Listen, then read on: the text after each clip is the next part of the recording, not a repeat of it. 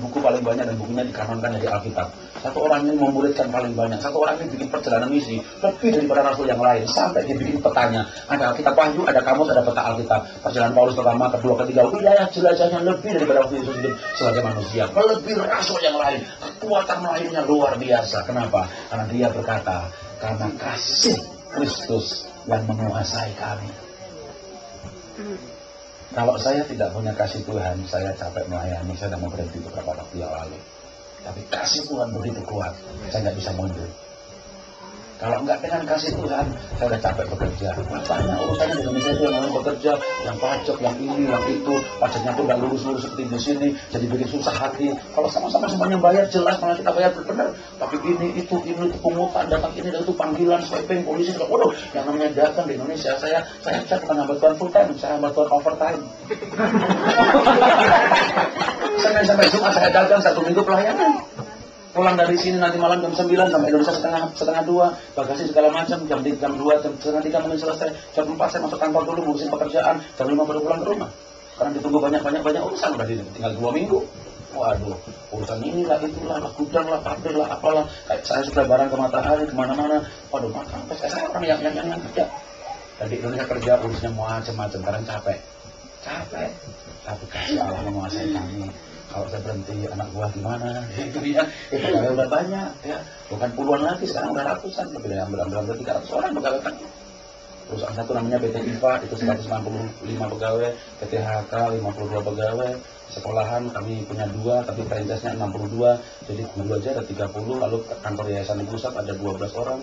Saya punya pegawai para full timer juga, yang melayani konseling segala macam. Saya nggak full time, tapi saya punya pegawai full time yang melayani. Kadang-kadang melayani juga capek, sobat. Wah, begini, begitu, waduh, capek. Saya pernah berkata, Tuhan, saya mau berhenti deh. Tapi tidak bisa. Begitu saya makan darahnya, minum tubuhnya, ingat kasih Tuhan, saya tidak bisa berhenti. Kasih itu mendorong kita untuk maju terus. Amin. Mari kita kepala kita berdoa. Pemain musik boleh maju ke depan, boleh alunkan irama penyembahan, lagu apa saja. Jemaat ambil sikap doa sebentar, 1, 2, 3 menit. Mari tutup matanya. Sementara pemain musik boleh mengalunkan lagu untuk persiapan perjamuan.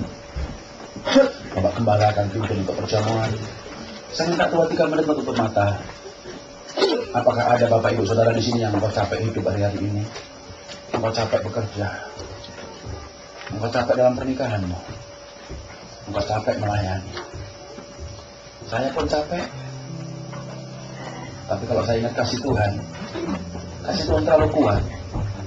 Dan saya bangkit kembali. Dan saya tidak berhenti melayani. Saya tidak bisa berhenti melayani. Karena saya capek untuk nulis buku. Karena buku ditulis lalu dijual 100% hasil penjualan masuk ke yayasan. Dan saya tidak dapat apa-apa. Saya melihat hamba Tuhan lain begitu banyak kekayaannya. Dan mengambil uang begitu banyak dari gereja.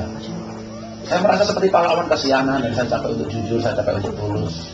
Tapi saya kuatkan hati saya untuk tetap terus menghibahkan hasil penjualan buku ke yayasan. Saya kuatkan hati saya. Kenapa? Setiap kali saya makan tubuhnya dan minum darahnya, saya ingat dia mati bagi saya. Begitu besar kasihnya. Dan saya berkata, Tuhan, saya capek hidup, Tuhan. Saya perlu kasih-Mu, Tuhan. Saya perlu kasih-Mu. Dan dia penuhi hati saya dengan kasih-Nya. Dan dia penuhi hati saya dengan kasih-Nya. Mari kita bangkit berdiri. Haleluya. Haleluya. Mari sembah Dia. Haleluya.